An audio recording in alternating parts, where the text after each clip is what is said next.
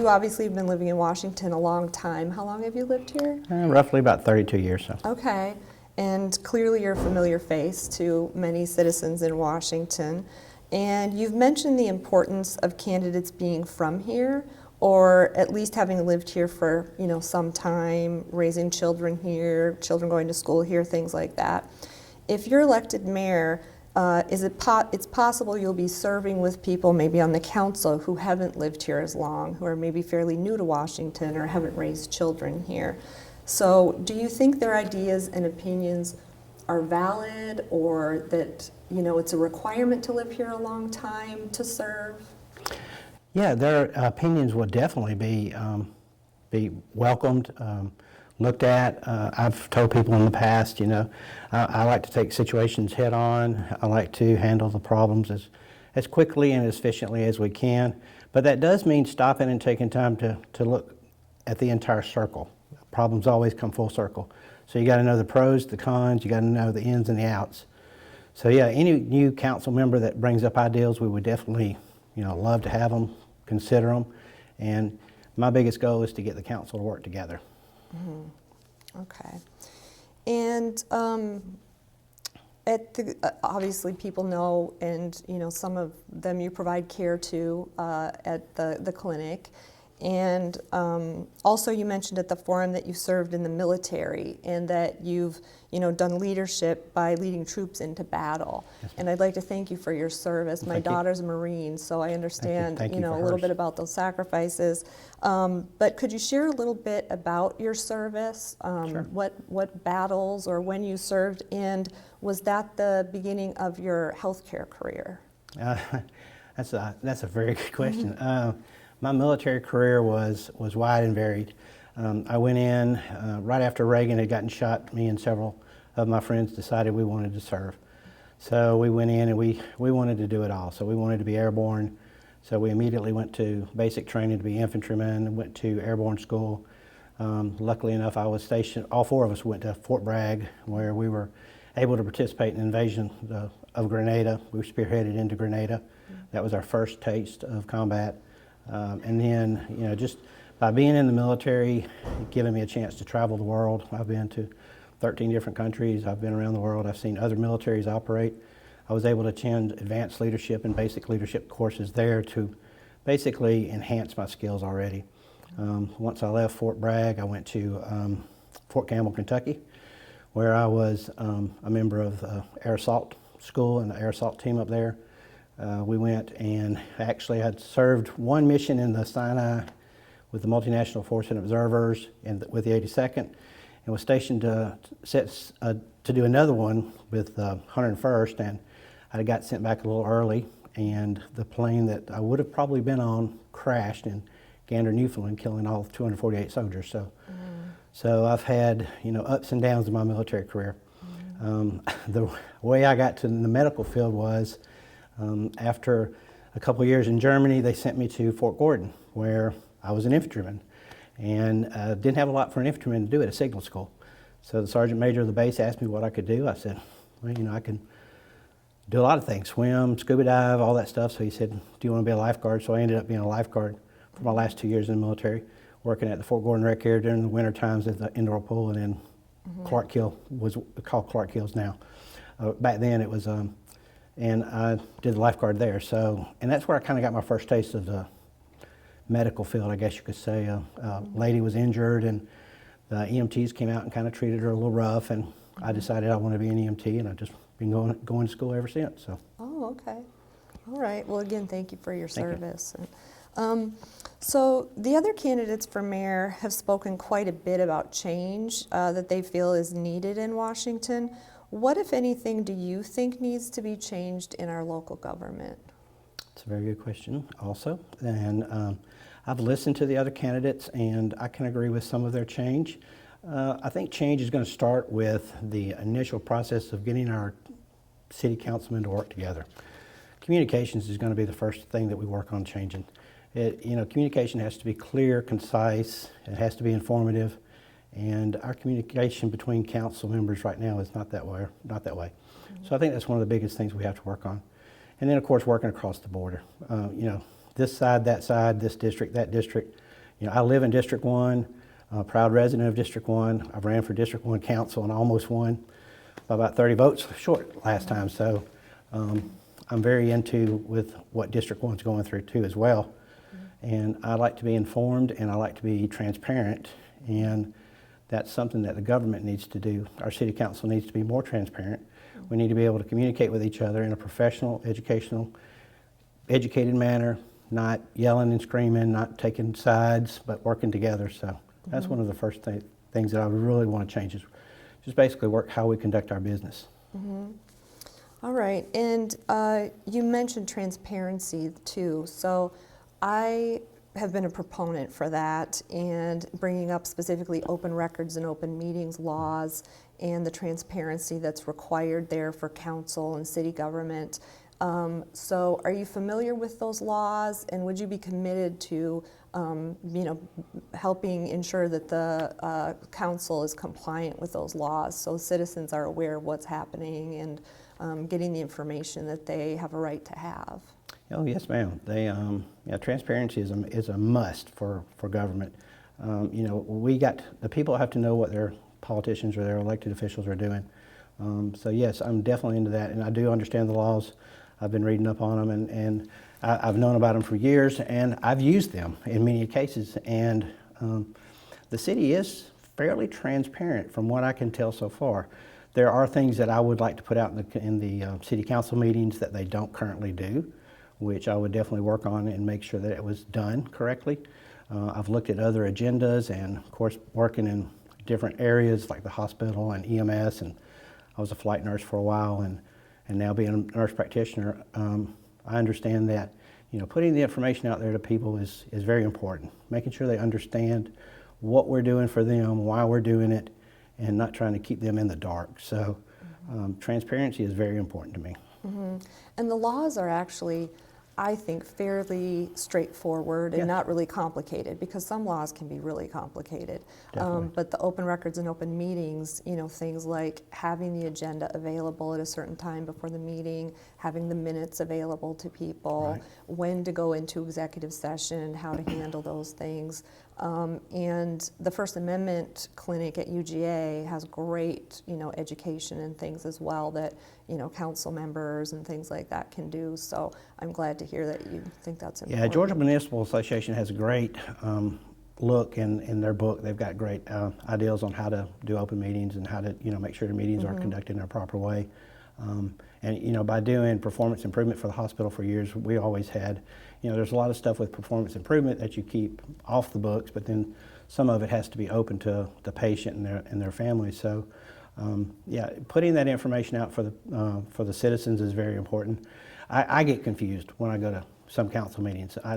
I like to see what's on the agenda before I go. I don't like getting there and saying, oh, here's a list of what's on the agenda. There may be a topic that I'm very interested in that I need to speak up and say something to, and I want to know ahead of time so I can have, my ducks in a row per se, so I can present it to the council. So that would be one goal that I definitely want to work on, is getting the information out there to the citizens ahead of time, so that way they know what we're looking at, what we're going to do action on, or what we're going to debate, so they can bring those their concerns to their council members, or they can bring it to the mayor and say, hey, I've got a concern with this. You're going to discuss it. Can I have some input on it? And we need citizen input. Sometimes we might not make the best decision for the citizens. Without their input, we're not going to be able to make good decisions. So we need their input as much as possible. Putting the meetings up early, making sure that they understand what topics are going to be on the agenda, and then also, giving them the minutes after the agenda or after the meeting itself, is to say, make sure that they go back and they're able to read and see what we decided, because they may not attend the meeting. So it's a good follow-up too. You need to follow it all the way through the process. So. Yeah, great. You've mentioned on your campaign Facebook page that the utility rates can't be reduced unless new businesses come to Washington. And you said that the rate reduction from 2022 to 2023 was due to new business, specifically Clean Spark. Can you explain to voters how new businesses coming to town is the only way to lower the rates? Well, the MEAG is a complicated animal, and we own a part of MEAG, and we're a part of it. And just like Georgia Power owns a part of Plant Vogtle, MEAG owns a part of Plant Vogtle. Yeah, the more we buy energy from them, and then we're at an estimated energy cost. We're going to say, okay, it's estimated that you're going to use this much energy during this length of time. This is what we're going to sell it to you as. Now, with like CleanSpark's picking up their business. They're using more and more energy, so it helps to cut back on the citizens a little bit on how much we have to actually pay. Bringing more businesses in is imperative. We have to do that. We have to be able to bring business here. Bringing Record 10, bringing other businesses that are even small business can help with the utility bills. Especially if we're doing like internet access or doing web-based things that are going to use a lot of energy, both during a workday and after a workday, we can help lower the electric rates a little bit with that. Can we get out of the contract? I mean, sure, we can get out of the contract, but then we have the alternative to say, okay, who's going to put new transmission lines into Washington, Georgia, and how much are we going to have to pay for our energy? So, in my understanding, talking from the city administrator, is that it's, we buy electricity from all over the country, almost in an exchange, and then resell it back to the citizens. And in the municipal code, it says that it is the council, and the administrator who set the rates ultimately. So we can really make the rates whatever we need them to be. However, the city needs revenue to run.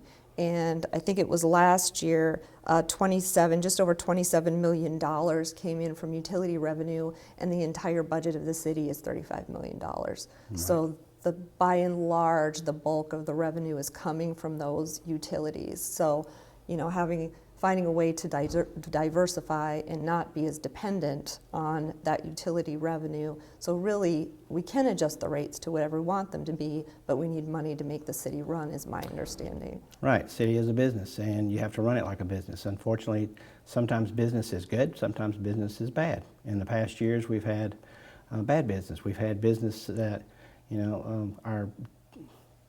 our surplus was very slack. So in order for us to move forward, we're going to have to keep a good surplus of money in the bank. We're going to have to be able to show, future grants that we write for. We'll have to have a certain amount of money in the bank for grants. So if we want grants, we're going to have to work on that. Anything that we do within the city is going to cost money. And keeping that surplus helps us do that. However, if we deplete that surplus, then we have nothing to stand for a rainy day. Right now, we're holding our own. Washington, Georgia is one of the small towns that are really holding their own right now, and we're prepared for rainy days. Kind of like I'll use Dave Ramsey for an example. Financial Peace University. He tells anybody to be prepared for a 90-day shortfall. Have 90 days worth of cash on hand in case you need it. So, and the city has that money available. However, we can't use it to lower our electric rates like that. We have to figure out other ways to do that. And I don't think that, using that surplus to give citizens a rebate would be a great way of utilizing our money. We can look at that in the future without being the mayor, without seeing the true budget, without knowing exactly what we're paying for the utility rates. We can see what the Power Service Commission has us paying, but then I don't know the exact amount that we pay. I know that in 2023, we were lower than we were the year before, and I hope we can sustain that in the future. Okay. So you've also mentioned the need for citizens to be informed and do their research on candidates. So again, we talked about the transparency and open records and open meetings, and I've heard you say several times at the forum, on your Facebook page, really look into the candidates and know about the candidates. So on the topic of transparency and researching candidates, what's come up for some citizens is that they've discovered that in 2006 and 2014, you and a company that you were the sole owner of provided care to inmates in a jail were sued for failing to provide adequate care. In one of those cases involving Monica Robinson, a jury said you were 67% to blame for her permanent disability, and she was awarded nearly $500,000. What would you say to voters who are concerned about that or who have concerns about that? That's an interesting topic, and I'm glad they did their research on that. And yes, owning a company that provides medical services to a jail is a very risky undertaking. And I did take that risk years ago, and I did quite well. I did it for 23 years, 2 lawsuits, and that was it. So I did not physically see Monica Robinson. Like I said, I was the owner of the company. The county was able to approve who they used for medical services. I just provided the oversight with Dr. Williams, and Dr. Williams was the one that was the final say in all the things that they did. So yeah, and there'll be more detailed statements coming out from the court transcripts later on. So yeah. Oh, I reviewed all the court documents, so yeah, I understand you didn't see her at all, or Gardner Dalton either, that it was the EMTs that worked for you that saw the patients initially, and then Dr. Williams said he relied on you basically to let him know, hey, there's this patient, I think that they need to be seen by you or another doctor, and Monica Robinson was specifically many, many times saying she needed help and wanted to be seen, and that you were, even the jail staff in depositions said, you were the person really that made that decision, they felt. And even in your contract, it said you arranged for transportation, whether it was to go see Dr. Williams or another care provider. Yes, and we did, and I had told them multiple times if they felt as though she needed to go to the emergency room, by all means, send her to the emergency room. And that was always the aspect, and it wasn't LP or EMTs that I used. It was paramedics that are highly trained in emergency medicine and work and save lives every day, and also LPNs and nurses. So, saying EMTs is an inaccurate statement. So. Oh, that's what it said in the deposition. Yeah, that was an inaccurate statement. So are you saying with Monica Robinson, because there was no LPNs there at that time, it was 2 paramedics? Yes. I guess the deposition said EMTs, which you're saying was inaccurate, but there were 2 paramedics there, and you at that time, I believe, were the RN. Yes. Yeah. So Yes. there weren't LPNs in the jail. Yes, and when you look at that, there's several aspects that you have to look at. Number one, what was her past medical history? What caused the infection? Was she followed up for the infection? Did she tell the medical staff about the infection when she was booked in? So there's other aspects of that case that were probably not brought to full light. But yeah, anytime you run a medical business, you risk being sued, and they can sue for anything. And Monica Robinson was awarded her funds. She got out of jail. She continued doing what she was doing, and I heard later on she was put back in prison after I'd already closed my company down. So. All right, so you don't feel like, looking back, like there would be anything that you would have done different in those cases? Oh, definitely, yeah. Hindsight's 20/20. Yeah, always something different. And when you look back, could you have asked the patient more questions? Could you have done more research on her? My contract with the county states anytime they disagree with my nurse's statements, they could take the patient wherever they wanted to, and we'd cover it. So it's not only one person's look at it, it's the whole county. And you have to realize that sometimes people don't tell you the whole truth. So it's an aspect of being able to use your interview skills, also doing your medical skills in order to deduct if the patient truly needs medical assistance at that time. And once my paramedic arrived on scene, he immediately called for the ambulance and took her to the hospital. So. Oh, that's not what the documents say, but that he was driving there, but then it was the chief who was working at the jail that called 911 because Monica Robinson's father called. Because a volunteer who did Bible studies came there and said, she needs help right now. And she did, on the day that she was brought to the jail, say that she thought her staph infection may be back, and that she had had a staph infection, and that she had hurt her back, and thought that was maybe something that was happening with her again. And once again, those medical records were dismantled from the jail, so they weren't, the original copies were not available. and we're still not sure who took those, so I can't tell you the whole aspect of it. I know that I told Mike if he got there and she needed to go, send her, so.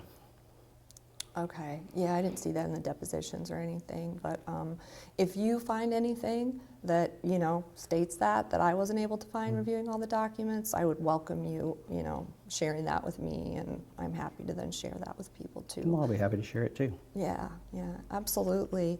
Well, thank you again so much for taking the time, and I think it's great for, voters to get to know more about you. I think a lot of people already, know you and are familiar with you in the community, but... So you're going to cut the interview short. Oh, no, if you have something else to say, those were just all my questions, so no, if you have something else to say, absolutely, by all means, yeah.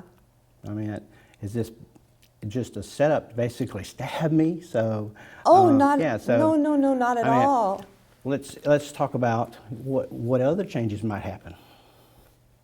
What do you mean? I mean, what other changes would you like to see happen in the city? Well, me personally, Yeah. well, this interview is not about me. What would you, well, we can talk about, when you talked about having the council communicate better together, you also mentioned that you live in District 1 and, you understand some issues in District 1. What are some of those issues, do you think? Or what are the things you would do to help the council work together and communicate better together? Okay, that's a fair question. Definitely look at educating the council on how to communicate. Georgia Municipal Association can do those classes for us and help us to learn how to communicate better. We have several council members that are already there that are taking classes from GMA, so they could kind of understand and lead in some of those aspects. But I feel that as though that this whole District 1, District 2 debacle is really hurting business in the city of Washington. So I think we really need to look at that. So, what do you think is causing the discord, so to speak, between District 1 and District 2 on the council? I would say it's the lack of communication between each one of them. So working together, they could communicate to each other. And that would be my aspect of it, is to say, okay, if District 1's got something that they would like to get passed, let them talk to District 2 council members and win their vote or win their support over. Sometimes you have to give to get. So working together, they would be able to do that. So. And have you seen a lack of that on the council? So do you think too, to me, as a citizen, it just looks like this has been going on for a long time and there's almost gridlock there, that there's probably hurt feelings and, a history already there. So what do you think can be done to, kind of overcome that history and kind of turn the page? I think the citizens need to decide what they want to do. This is the citizens' vote. The citizens need to decide what they want to do about this situation. They need to put representatives that they believe would be able to communicate with each other, that would make good, informed decisions and work well together. So, being able to go back and research your candidates, since you've researched me, they need to go back and research the other candidates. I don't think you did any research on them. I have actually. I'm in the process. But it hasn't been published yet. So. Well, I'm still working on getting some documents. I mean, some it's like you look to find what you can find, and sometimes citizens have brought me things. It's always easier, and I've encouraged citizens, when they're saying, I think your wife was somebody that, was saying that, and I said, if you have tips, we have an anonymous contact form on the Washington Wilkes Informer page, and it's always easier to find something if somebody kind of tells you where to look. So, my job, I view, is to help inform the community. So, having something to go on, because there are a lot of counties in the state of Georgia, and maybe candidates have lived in a lot of counties, and there's not necessarily one place where you can go and search for, court documents or cases or things like that. So if you know something about candidates that people should know, then that transparency, I think, is really important, as you keep talking about. Okay. very important. So good. So you do have, you would be able to take input from other citizens and. Oh, I and- welcome it, and Okay. that happens quite frequently, actually. Sometimes someone will send me something, and I'll look into it, and it's mostly just gossip. I can't find any facts to support it. I have a background as an investigator, actually a medical investigator for the Attorney General, so I have some familiarity with looking for things and writing in an investigative way.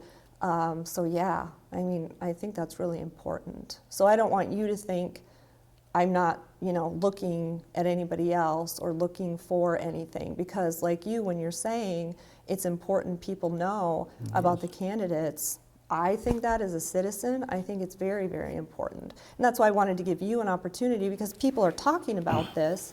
I think facts, are very important, and that's what dispels rumors, because maybe people hear a kernel of something, and then it turns into something that's not even closely related to the truth. So if I put the facts out there, then people at least know what, actual hard data shows. Okay. So what were Monica Robinson's permanent disabilities? Well, she was only able to walk or stand for short periods of time and short distances. And she wasn't able to drive. I can tell you about her hospital course if you want me to. I'm assuming you know about it. Well, I know so. some, but I know other aspects of it too. So yeah, so okay, all right. Well, thank you. I got all of it from the court documents, and there were a lot of court documents. There but was. maybe there were some things, like I said, if there were some things that weren't in those documents, by all means share them with me, and I'm happy to look at those. And Be glad to. all right. Well, thank is there you. anything else that you'd like people to know, or? That's fine. All right. Okay. Well, thank you again, Thank you. and good luck with the rest of your campaign. Thank you.